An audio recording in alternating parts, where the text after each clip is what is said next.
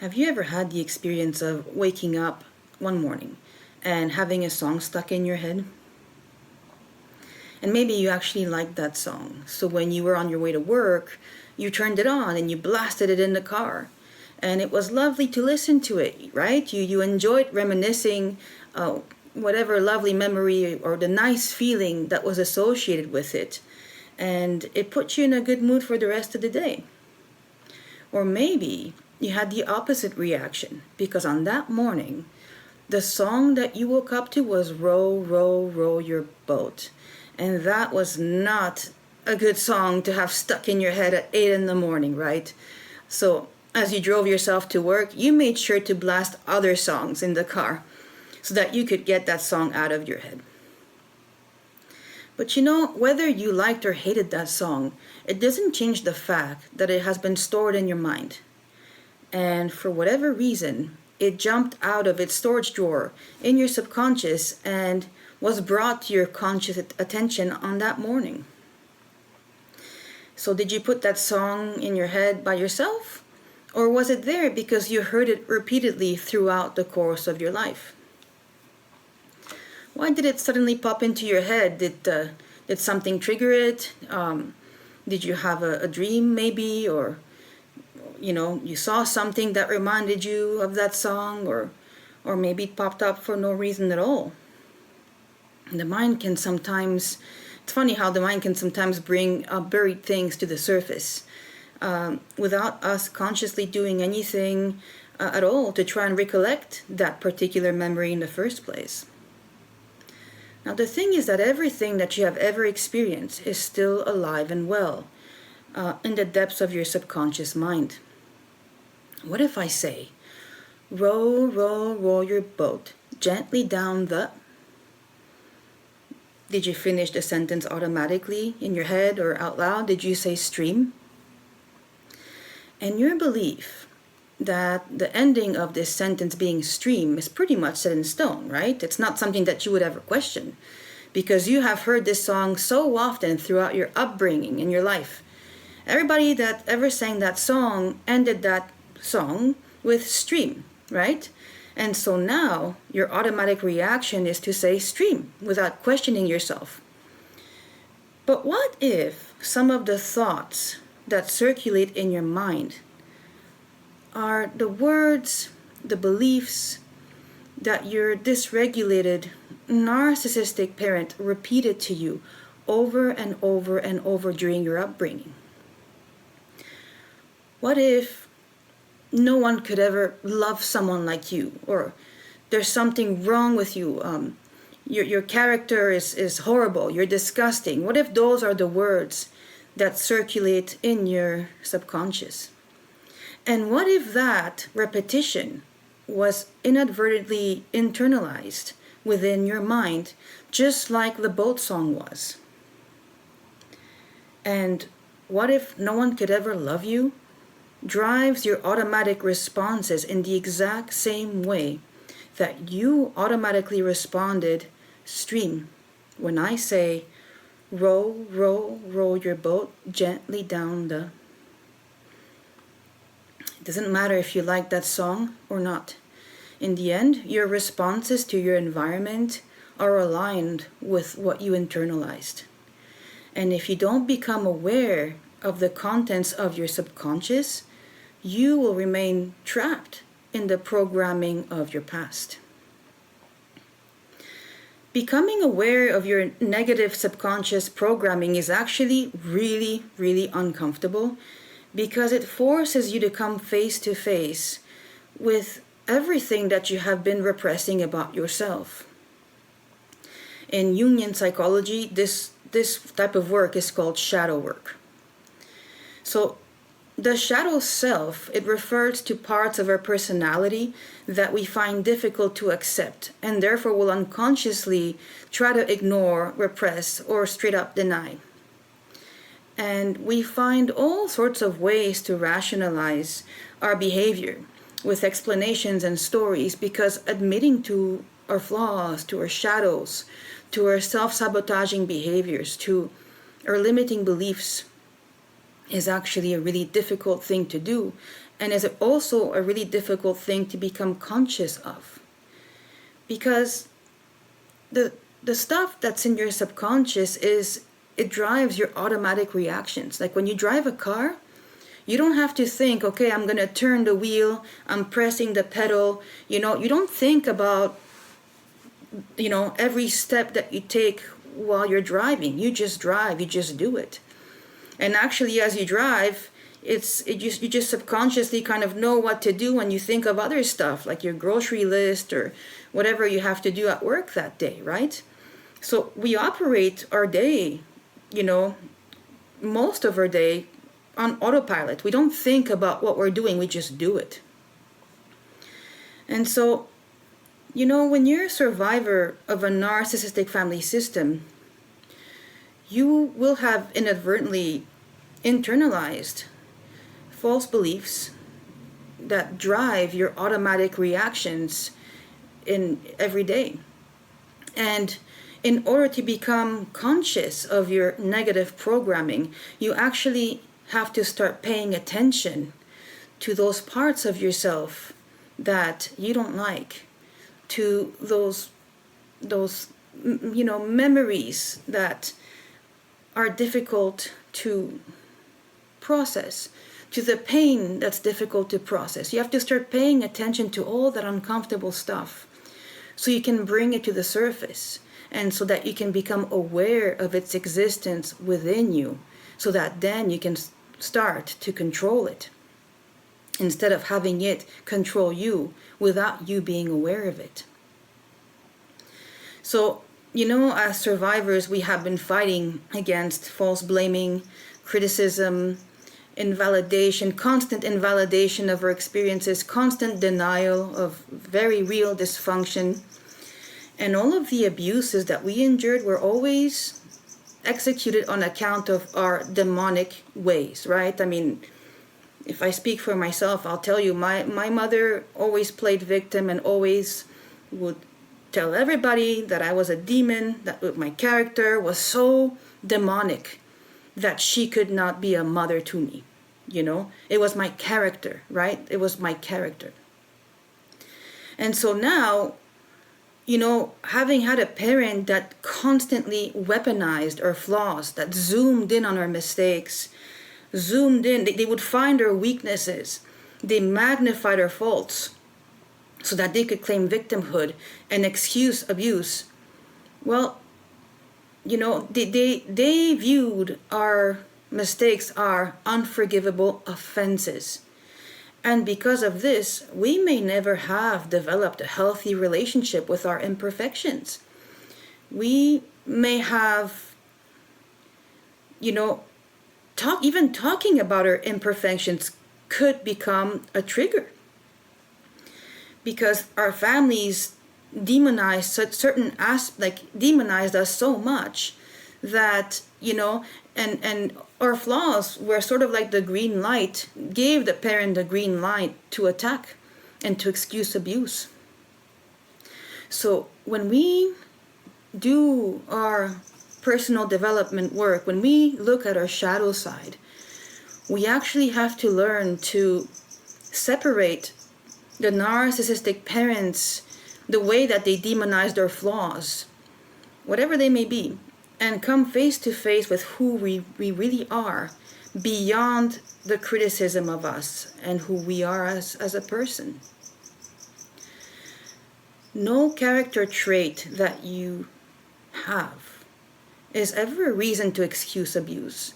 But because we are scapegoats, our family may have given us a false limiting belief, which has been programmed deep within our minds, that we don't deserve, good things to come our way.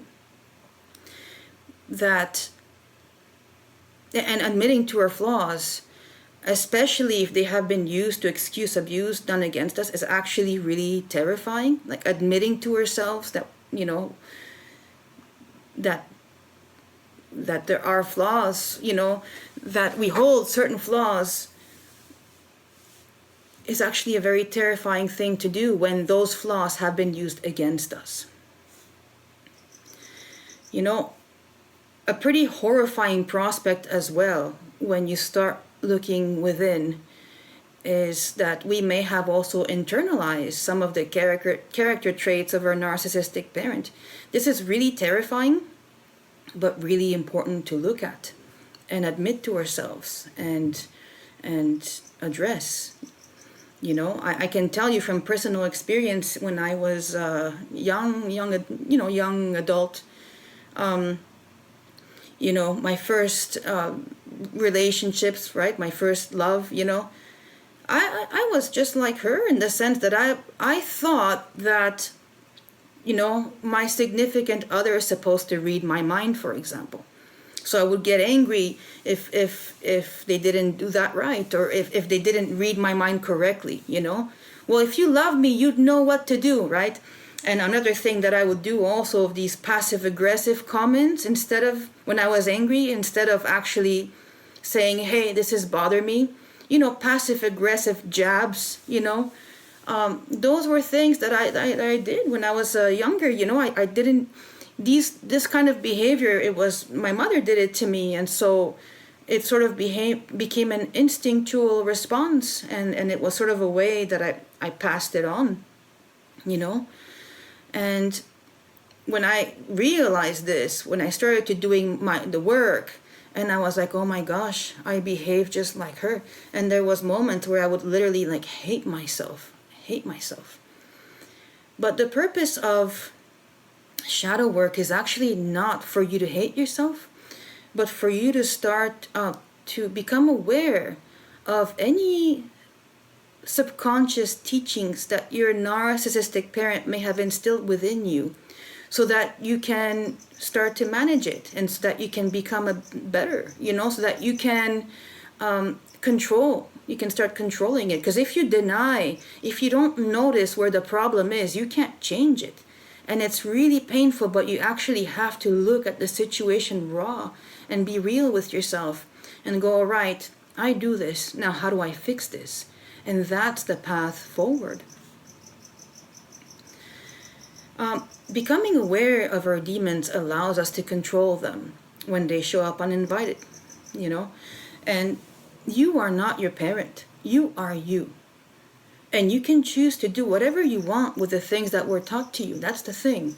You always have the power to decide how to use your experiences. Your song can change. You don't have to sing, row, row, row your boat gently down the stream. You can change the lyrics and say, gently down the clouds if you want to. You can decide to sing your song any way that you choose, even if you've been taught to say stream. But eventually, as you start becoming aware that those are lyrics and that you can actually change them, it will become your new normal. Stream will take a back seat and cloud will become the new word that you choose to sing. Now, there's different things that you can do to start digging within and unearth your negative subconscious programming. And the first thing is by becoming mindful of your triggers. I made a video about triggers not so long ago, so you can go and take a look at that, because I explain what triggers are. But I'll tell you here quickly, a trigger is when a person or an event has a disturbing effect on your emotional state. Triggers feel very physical. It's like a rush. And generally you will have the fight, flight, freeze, or fawn response when you're triggered. But when you look around, you'll realize that you're actually not in danger. Or that, maybe your response is exaggerated as to what really is happening. So when you pay attention to your triggers, you can actually identify patterns and recurring themes that point to where the problem is. Triggers often lead to emotional reactions that are out of proportion with the present situation. Like, for example, if you feel like running away when you enter like a social situation, even though nothing really happened, or feeling super defeated before even starting something, like giving up and that you're an imposter, you're a fraud. Wanting to hide in shame when you make a mistake and completely avoiding everybody from that point on, those are signs that there's something a lot deeper going on. Something is stuck within your subconscious. And so when you start paying attention to the things that trigger you, and you will start uncovering things that you're not consciously aware of. So you can ask yourself some questions, like, for example, ask yourself, okay, why did this situation evoke such a strong emotional response within me? What is it? Is there a pattern to these reactions? Have I felt this way before? When do I feel this way, right? What beliefs, memories, or past experiences are connected to this trigger? And so it's really important for you to do some journaling. Make sure that you journal and really introspect. Like when you feel the trigger, really pay attention. All right, I'm triggered. What's behind that trigger? What is it? What's the belief? Is it that everybody wants to hurt me? The second thing is projections. So that's something that is really important to become mindful of. And the way that projections work is that, whatever message you have internalized, you're going to project that onto your environment. So for example, if you go out and again, you feel like everybody hates you, like you're in a crowd, and you feel everybody hates you, that's a projection. And it comes from that internalized self-hatred or shame that the narcissistic parent has instilled within you through their repetition of the negative messages that there's something wrong with you, or that nobody could ever love you, right? So you go out there and then you feel like everybody hates you. That's a projection. So again, pay attention to that. If you look around and you really look at the faces around you, if you look at your environment and you see, well, actually, logically, things are peaceful, right? Like right now. Why do I feel like this? You might be projecting how you feel within onto your environment, and that also points to your negative programming. And this you're not going to like. I didn't like it either. But the rule of thumb is that we actually often dislike in others the things that we dislike or repress about ourselves. So if you grew up in an environment where you weren't permitted to express your anger, for example, or your emotions at all, right? You weren't allowed to. That's what happens in these types of systems to us scapegoats, right? But then you meet someone who is like super assertive and they have no problem expressing themselves, expressing their opinions. Even if there's a disagreement, they will like express themselves, And you might actually, if that's your trigger, you might actually really dislike this person's assertiveness and view them maybe as aggressive or rude. But the reason why you feel this way about that person is because you don't allow yourself to express your own emotions. You don't allow yourself to be assertive. And so you feel resentful when another person does it. So that's the second thing to be mindful of. And then the next thing is patterns. Patterns. We are often attracted to the familiar. And so if you grew up in a dysfunctional family, in an environment that was like super it was conditional love, right? Emotional neglect, there was abuse, you may have developed an association that that was your familiar, right? So as an adult, you might be drawn to what's familiar to you because the unknown is scary. So you might be drawn to the familiar, but if you were raised in a toxic environment, the familiar is actually not good for you. And that might be a reason why you keep being drawn back into the same kind of toxic relationships, for example. And, the other thing is that, for example, if a mother has repeatedly told her child, that they could never be loved, okay? And then within that message, when it gets absorbed into the subconscious, you know, it will basically become that child's reality. The shadow self will say, let me show you how unlovable I can really be, you know? And the child will grow up repeating self-destructive patterns well into adulthood, because the messages that are imprinted deep in their subconscious mind by their own mother is that they could never be loved. And so anything good that comes their way will trigger a feeling of disgust or disdain, or I'm not supposed to be here. You know, it's as if it's not, you know, this is not what it's supposed to be. I'm not supposed to be in a healthy situation. And so that child, as they grow into an adult, they will continue living, repeating those negative patterns. So, you know, the thing about shadow work is that it's actually really challenging to become aware of those subtle negative pulls. It's really, really, really subtle. It's quick. It's like you're looking, let's say you're searching for a job, right? You're looking through your phone, looking for a job, and then you see something, you know, that you're interested in, but something in your mind will go, nah, I'm not good enough for that. But it's super quick. You won't hear it with words. It feels more like a negative backwards pull. That's how it feels like. And so when you want to change the situation that you're in, and you know, sort of improve your situation, you have to become aware of those negative backwards pull that keeping you stuck in the same patterns that have always been. And you know, when you do your shadow work, you basically will encounter resistance and discomfort. And this is normal. You know, it's scary to try something new.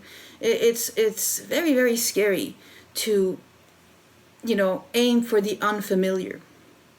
It's very, very scary to go push past, you know, our fears and go, all right, you know what? This is a projection. I'm just gonna stay here, and I'm gonna do this. You know, it's very, very, very difficult thing to do, but you have to find, you know, you have to push back against that resistance and go forward. You know, little by little, but keep working on doing that, and eventually, you know, a new normal will start to emerge for you. You know, as we work through these patterns, you may also experience feelings of self-doubt, right? Self-doubt, that's like huge when you try to get yourself to a better place, and when you start becoming aware of your negative subconscious programming, and you decide that you're gonna, you know, go against it and push past the backwards pull, you will feel a lot of self-doubt. You may even feel shame, even guilt. You may even feel guilt, self-judgment, you know.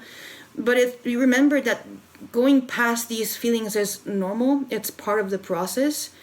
And it's something that we all sort of have to go through as we work on our healing.